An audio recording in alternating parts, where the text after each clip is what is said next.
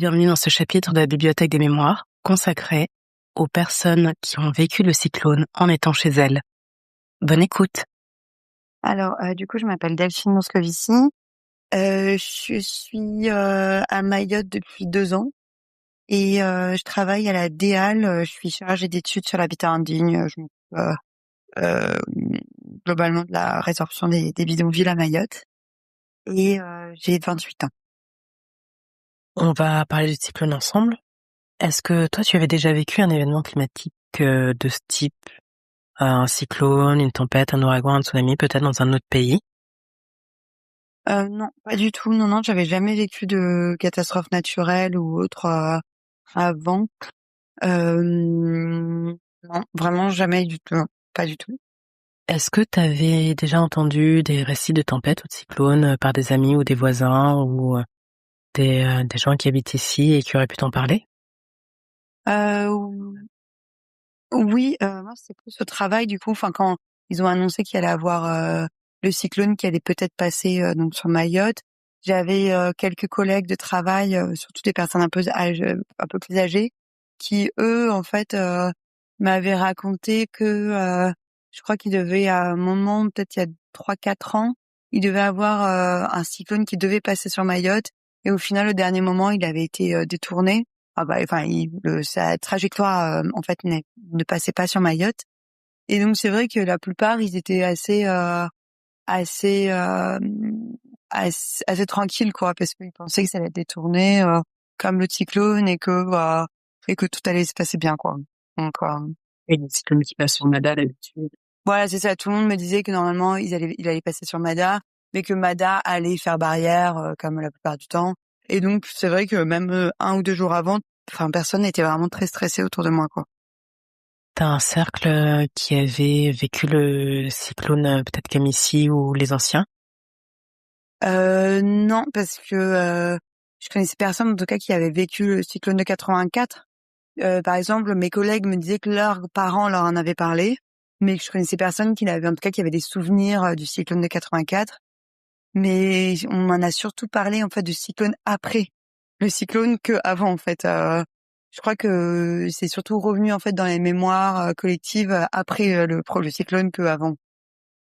Et toi aussi, tu t'es dit, ça va pas toucher Mayotte?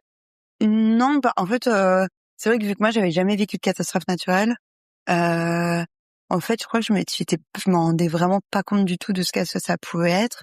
Et c'est vrai que vu que je crois que j'ai été mise au courant qu'il allait avoir peut-être le cyclone qui passait le mercredi, et c'est un ami de métropole qui travaille pour une ONG en métropole, pour Médecins du Monde, qui m'a dit il y a une réunion de crise parce que il va peut-être avoir un cyclone qui va passer sur Mayotte.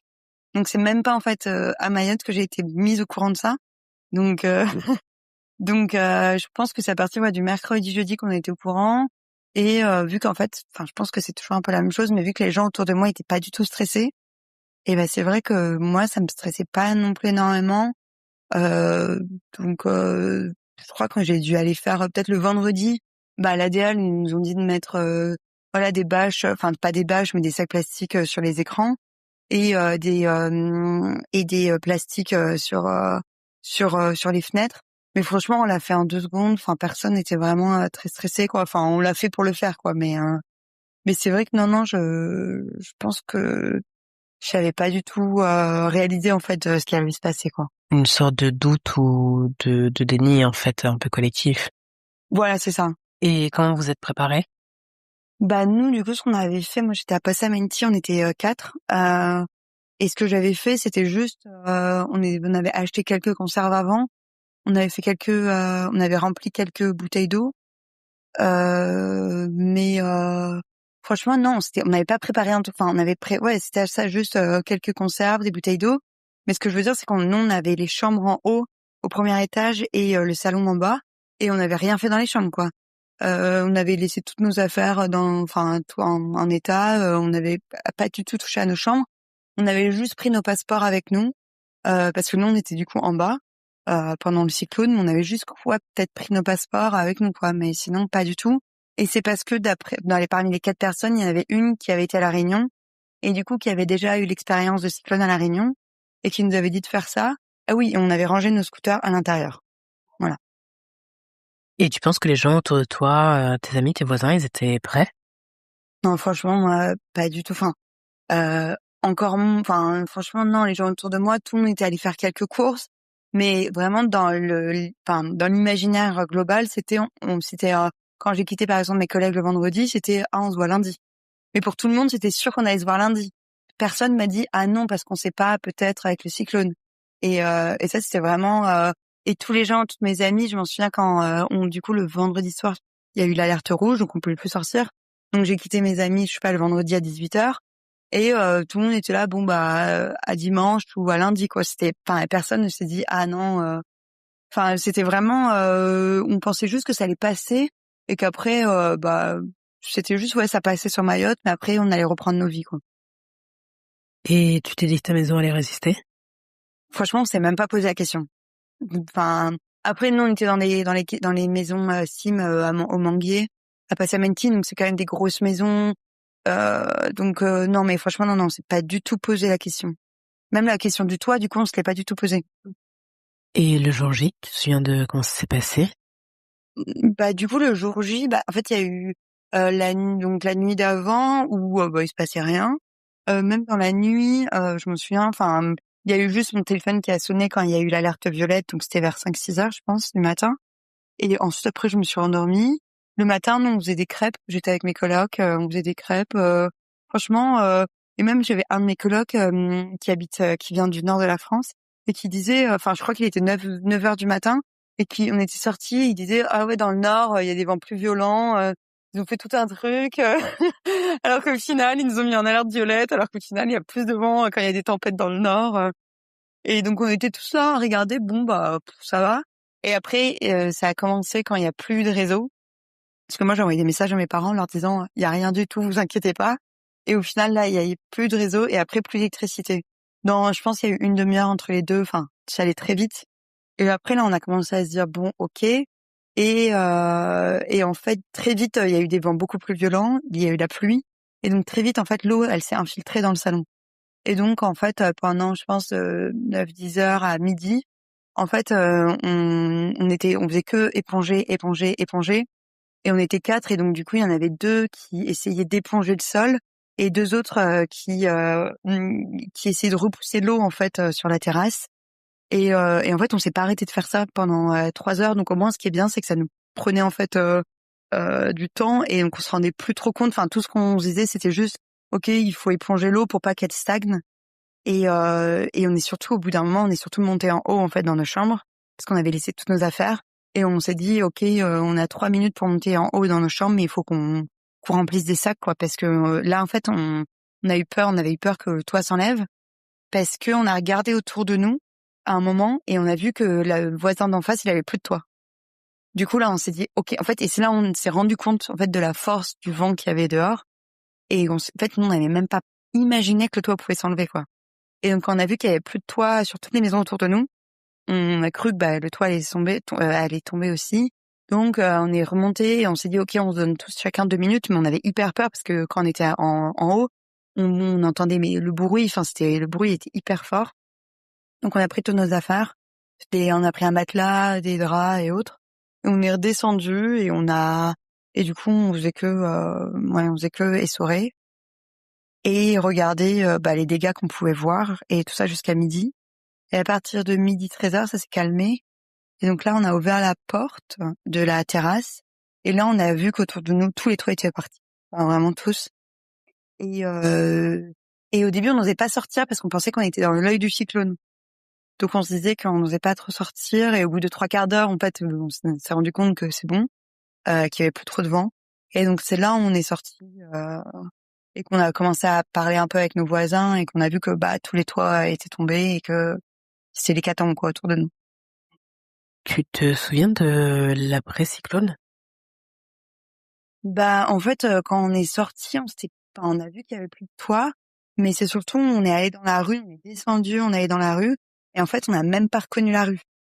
Enfin du coup on est descendu des Manguiers et on est arrivé sur le pont, l'espèce de pont où normalement il y a plein de bidonvilles déjà en face. Et là il y avait plus aucun bidonville, enfin tout était détruit. Et c'est surtout qu'il y avait plein de bambous et il y avait en fait il y avait un énorme bambou qui faisait qu'avant on voyait pas trop la montée vers Vaibé et on voyait pas trop non plus la rue vers Passam. Et là, tous les bambous étaient par terre.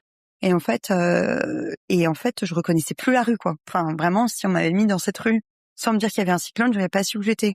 Et c'était surtout ça qui était hyper choquant. Et surtout, enfin, après, du coup, on a commencé à avancer dans Passamenti. Et en fait, il y avait des filets partout. Enfin, moi, je me serais crue dans un film de science-fiction. Enfin, je pense que tout le monde a dû dire ça, mais c'était vraiment ça. En fait, je croyais pas ce que je voyais. C'est que vraiment, c'était un film de science-fiction. Tous les fils électriques par terre, qui pendaient, tous les arbres par terre. Enfin, toutes les maisons, enfin, sans toit, et on marchait. Et ouais, c'était. Enfin, on n'avait même pas on n'avait plus de mots. Enfin, on savait plus quoi faire, quoi. Et ce qui m'a un peu choquée, c'est que je me souviens, je suis arrivée au rond-point de Passamenti, au rond-point du collège, et qu'il y avait plein de gens. Tous les Maoris étaient sortis, il y avait vraiment plein de gens. Mais les gens, ils rigolaient, quoi. Enfin, alors que nous, on était 4, on était sans voix. Enfin, j'avais même pas à pleurer. Enfin, tellement j'étais choquée de ce que je voyais. Et je me souviens, ouais, les gens autour de nous, ils étaient morts de rire, quoi. Il y en avait plein, ils souriaient, rigolaient. Et nous, on était là, mais comment ils font? Enfin, je comprenais même pas, en fait, ce qui se passait, quoi. Et et après, on n'a pas continué on n'a pas trop continué parce qu'on disait, en fait, tout le monde disait qu'il y avait déjà des caillassages au fond de Passamenti, que les jeunes, ils étaient en train de tous se caillasser entre eux. Donc, on n'a pas continué. En fait, on s'est arrêté au rond-point. Et c'était vrai? Ouais, c'était vrai parce que du coup, j'ai une amie qui habitait après au rond-point et elle m'a dit que oui, dès que le cyclone, dès que les vents se sont arrêtés, il y a eu plein de caillassages. Il y a eu plein de caillassages. Donc ouais, c'était vrai qu'il y avait carrément un mec qui avait dû sortir sa tronçonneuse pour faire peur aux jeunes, parce que vu que les flics ne venaient pas et que les jeunes savaient très bien qu'aucun flic n'allait venir, du coup, en fait, ils se caillassaient, mais ça aurait pu durer toute la journée, quoi. Ah, la rue était devenue open, en fait. Voilà, c'est ça. Je pense ils se disaient, bah tiens, on est sûr il y a aucun flic qui va venir, donc ouais, ça c'était vrai. Et donc voilà, après on est rentré chez nous, quoi. Cette période, elle a pas été facile pour certaines personnes, selon les dégâts, selon l'habitation, ceux qui ont été touchés plus ou moins. Toi, durant cette période, qu'est-ce qui t'a permis de tenir, si tu as tenu? Ouais, bah moi franchement, moi je pense que ce qui m'a permis de tenir déjà, c'est que j'étais pas toute seule. Enfin, franchement, on était 4, on était en coloc, moi c'était mes amis, donc ça nous a bien permis quand même, je pense, de tenir le fait d'être 4. Et puis surtout dès le lendemain, enfin du coup le samedi soir, on l'a passé tous les 4. Et dès le lendemain, en fait, on avait beaucoup d'amis qui habitaient à Passamenti, donc on est directement allé les voir. Et le fait de voir d'autres gens, de savoir que que tout le monde va bien, que même si une des filles qui était avec moi, en fait après le lendemain on est allé, elle habite à Niambotiti, on est allé la voir, voir son logement était complètement ravagé, mais au moins en fait après on se donnait tous rendez-vous, même si on n'avait pas de réseau. En fait on arrivait à aller voir un tel, enfin vu qu'on habitait à Passamenti, aller chez un tel pour savoir s'ils allaient bien. Et au final on s'est tous retrouvés quand même globalement dès le dimanche et le lundi. Et donc ça déjà, le fait de savoir que tous tes amis sont en vie, que tout le monde va bien, ça, franchement, c'est hyper rassurant. Euh, et après, en fait, globalement, vu que tout le monde, plus personne ne travaillait, en fait, on se voyait souvent. Donc tous les matins, on passait les uns chez les autres et on passait les journées ensemble. On allait, moi après toute la semaine d'après, en fait, j'allais chez des amis qui avaient perdu leur baraque, mais en fait, avec des voitures, on débarrassait toute leur maison parce qu'en fait, tout le monde disait il y avait plein de pillages et donc du coup, il fallait débarrasser vite les maisons. Et donc toute la semaine, on a fait ça en fait parce qu'en fait, on débarrassait la journée, le soir, la maison se faisait piller et la journée, on revenait et en fait, c'était ça non-stop, quoi. Donc on a fait ça toute la semaine globalement. Est-ce que tu peux nous raconter un peu l'après-cyclone?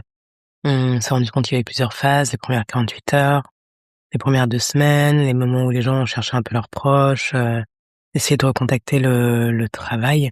Ça a été un peu graduel, un peu toute cette reprise de vie quotidienne. Toi, comment tu l'as vécu? Est-ce que tu t'en souviens en fait, voilà, du premier mois jusqu'à maintenant, comment ça s'est mis en place pour toi? Bah moi, du coup, en fait, moi, j'ai pas eu vraiment de chance parce qu'en fait, à la fin de la première semaine du cyclone, j'ai eu un accident de scooter.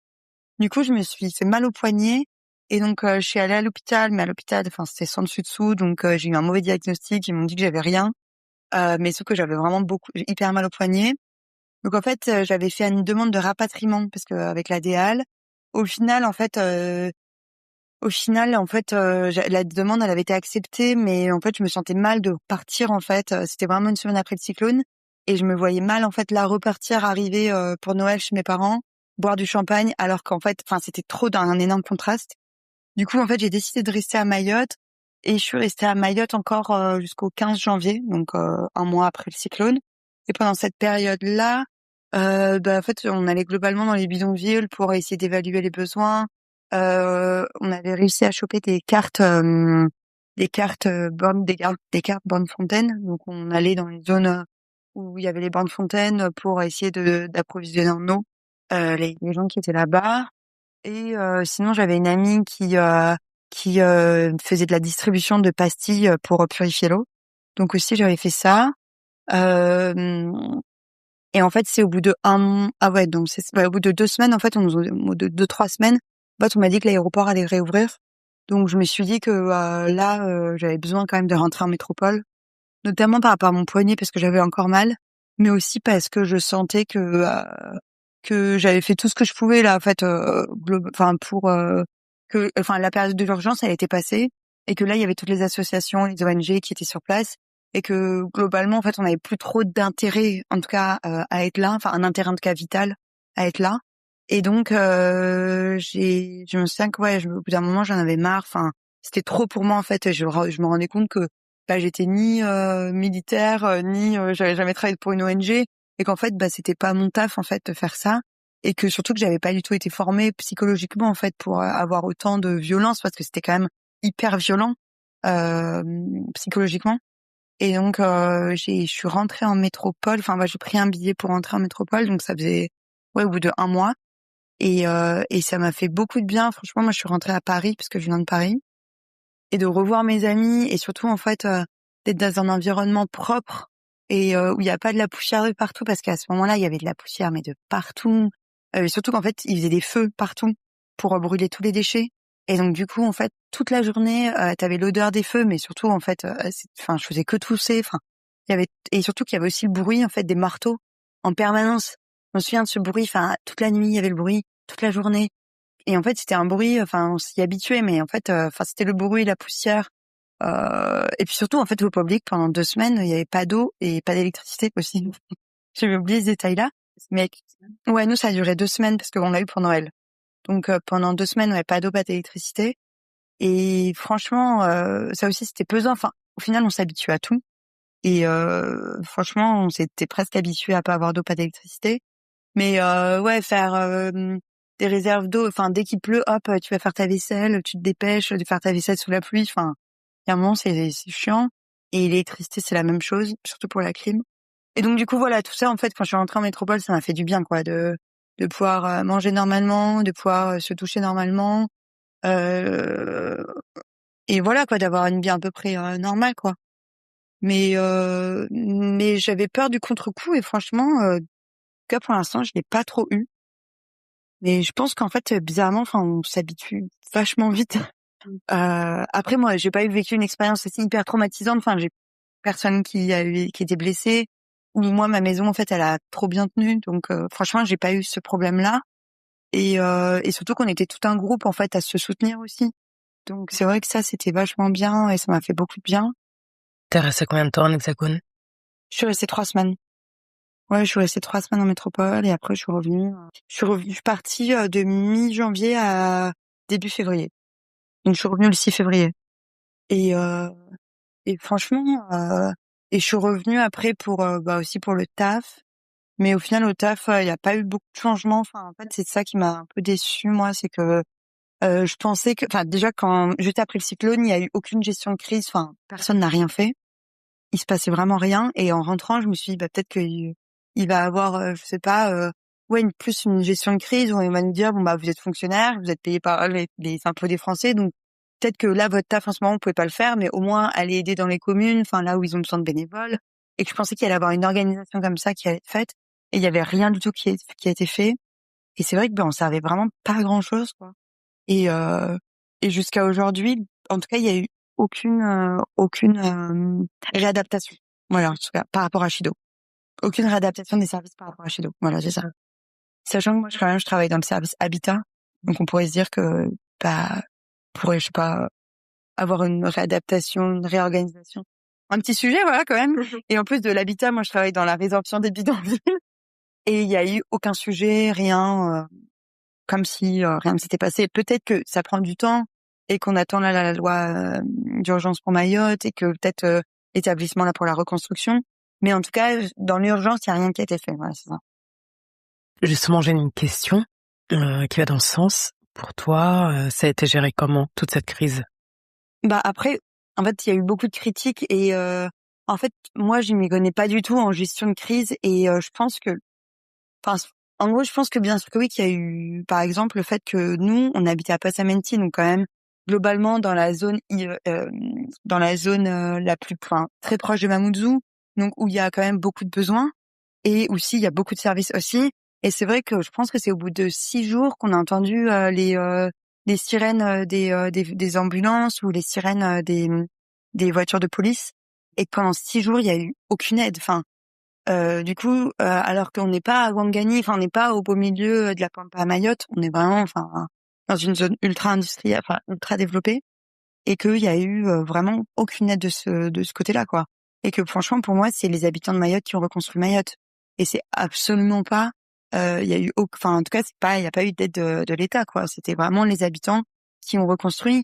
Et comme par hasard, c'est les bidonvilles, en une semaine, ils étaient tous reconstruits, quoi. Parce que, en fait, c'est les gens eux-mêmes qui ont tout reconstruit. Et, et ça, je trouvais ça un peu quand même, un peu choquant, quoi.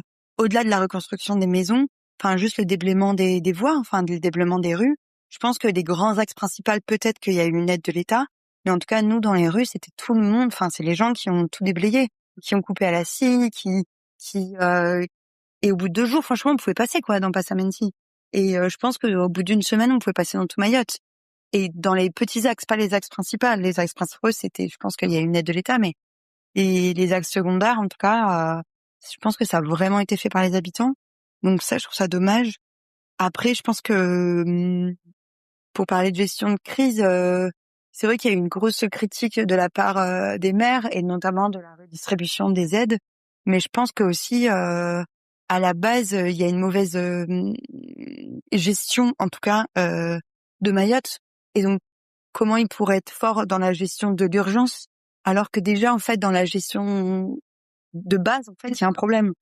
Donc, c'est pour ça que demander, en fait, à des maires de quelques milliers d'habitants, en fait, du jour au lendemain, de devenir mettre en gestion d'urgence, bah, je trouve ça beaucoup, en fait, de leur demander ça, sachant que bah ils peuvent pas le savoir, quoi. Enfin, et donc voilà, je pense que bien sûr que oui, qu'il y a eu des, enfin, qu'il y a eu des soucis, en tout cas, dans la gestion des aides, dans la gestion notamment aussi oui, des aides alimentaires, mais que enfin que c'est compliqué. Je pensais que personne en fait n'a travaillé dans une ONG avant et est expert en gestion de crise, quoi. Avant dernière question, il y a eu ce chiffre qui a été donné de 39 morts et de plusieurs centaines de blessés. Toi, qu'est-ce que tu penses de ce chiffre? Bah franchement, moi, juste avant, vraiment le jour avant le cyclone, j'étais au téléphone avec un ami en métropole et je lui disais mais par contre, si le cyclone passe vraiment sur Mayotte, ça va être mais une catastrophe humanitaire. Enfin pour moi, je pensais que ça allait être mais ouais, vraiment une vraie catastrophe humanitaire et que ça allait être des milliers et des milliers de morts, quoi. Enfin, surtout moi qui travaille du coup sur les bidonvilles. En fait, j'ai fait plein de visites de sites sur bidonvilles et du coup, je me disais mais enfin là demain, il y a des vents à 200 km/h. Enfin, ils vont jamais survivre, quoi. Et juste après, c'est vrai que quand on nous a dit 39 morts, enfin moi j'y croyais pas du tout parce que je me disais que c'était pas possible. Mais au final, nous juste après, du coup les semaines qui ont suivi, on allait dans les bidonvilles et on demandait aux gens est-ce qu'il y a eu des morts, est-ce qu'il y a eu des blessés, et tout le monde, après on sait jamais en fait la vérité, on sait jamais ce que nous disent les gens et tout, mais personne nous a dit oui, il y a eu des morts ou enfin franchement on l'a jamais entendu, quoi. Donc et je pense que aussi il y a eu plein de gens qui se sont réfugiés. Enfin, et le fait que ça soit la journée aussi, ça a tout changé. Je pense que si c'était en plein milieu de la nuit, les gens, il y aurait eu beaucoup plus de morts.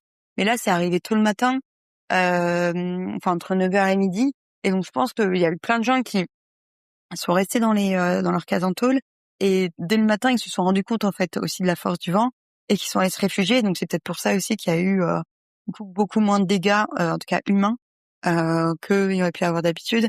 Après les 39 morts, c'est sûr que c'est beaucoup plus, mais le problème de Mayotte, c'est vu que tout est informel, je pense que aussi la manière d'enterrer les morts, ça a été fait de manière aussi informelle, et que je pense qu'il y a aussi aucune volonté, notamment aussi étatique, de s'informer du nombre exact de morts. Mais vu qu'une personne sur deux à Mayotte vit déjà, qui vit à Mayotte, en fait, je sais même pas si c'est une personne sur deux, mais en tout cas, il y a énormément de gens qui vivent de manière aussi illégale, et donc du coup, on n'est même pas au courant qu'ils habitent en fait à Mayotte, que je pense qu'on saura pas quoi. Mais c'est ça qui est hyper triste aussi, je trouve. On arrive à la fin. La dernière question est libre, c'est un espace de parole. Si tu veux rajouter quelque chose, un coup de gueule, un compliment, parler d'une initiative en particulier, laisser un message pour les personnes qui veulent écouter ce podcast, voilà, la parole t'est donnée. Je sais pas trop là, mais ouais, non, mais moi je trouve que ce qui est dommage en fait, c'est que là déjà à la base Mayotte était pas hyper attractive, et que là il y a encore peut-être plein de gens qui voulaient venir à Mayotte et qui se sont rétractés, mais que je trouve que en fait moi ce qui m'a énormément choquée, c'est que là ça fait depuis 4 mois qu'il y a eu le cyclone, et je trouve que je pense que dans aucun endroit en tout cas au monde ça se serait reconstruit aussi vite. Et je trouve que les gens, mais enfin franchement moi c'est ça qui m'a énormément choquée, c'est qu'au bout de 2 semaines, en fait vraiment tout le monde a essayé de reconstruire au plus rapidement possible, et que là en fait on pourrait croire, après peut-être parce que moi du coup je suis à Mayotte et que je m'en rends pas compte, mais que franchement on sait qu'il y a eu une catastrophe naturelle qui s'est passée, mais les gens ils sont passés à autre chose. Enfin en tout cas moi dans les conversations que j'ai, et que c'est pas du tout qu'avec des Mzungu, enfin au travail moi je suis qu'avec des Maoris, tout le monde est passé à autre chose quoi. Enfin, ou en tout cas ils se sont vite remis, et je trouve qu'en fait il y a cette capacité là, mais que je trouve mais incroyable, à ce que les gens se disent ok c'est bon on avance, et notre vie on avance quoi en fait. Et moi ce qui m'avait choqué par exemple, c'est que le samedi il y a eu le cyclone, le dimanche le Malgache, c'est un bar à Passamenti, c'était réouvert quoi. Enfin, et les gens, ils étaient là en train de prendre des bières. Vraiment le lendemain. Je me dis, mais c'est un truc de malade, quoi. Enfin, et, et du coup, ouais, c'est ça. Je trouve que, moi, au contraire, j'inciterais les gens à venir à Mayotte parce que je trouve que c'est un endroit où, ok, il y a vraiment plein de galères. Et chaque année, il y a des galères. Et même plusieurs fois par an, il y a des galères. Mais je trouve que les gens qui y sont restés, et surtout ceux qui sont restés après Chido, ça prouve qu'en fait, c'est qu'ils sont prêts à rester pour Mayotte quoi, et qu'ils sont prêts à rester ici, et que toutes les critiques qu'on peut faire sur Mayotte et sur peut-être les Mzungu qui sont à Mayotte, au final tout le monde est resté quoi, et tout le monde est là et prêt à aider à reconstruire l'île, et ça me fait plaisir quoi. Et aussi je trouve la végétation, voilà. Parce que je trouve que chaque fois que je suis un peu déprimée et que je me dis ah c'est compliqué Mayotte, en fait je trouve que là tu regardes la végétation et ça a tellement repoussé. Enfin, c'est un booster, je trouve, de voir que tout reprend vie, quoi, en fait. Ouais. Et je trouve que c'est tout. Eh bien, je n'ai plus d'autres questions. Je te remercie beaucoup d'avoir pris le temps de me répondre. Merci.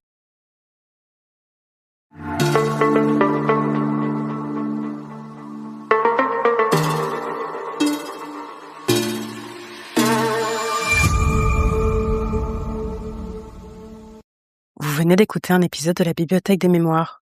J'aimerais remercier les personnes qui ont participé à la création de cet épisode, du montage au témoignage, et vous remercier pour votre écoute. À bientôt pour un prochain épisode.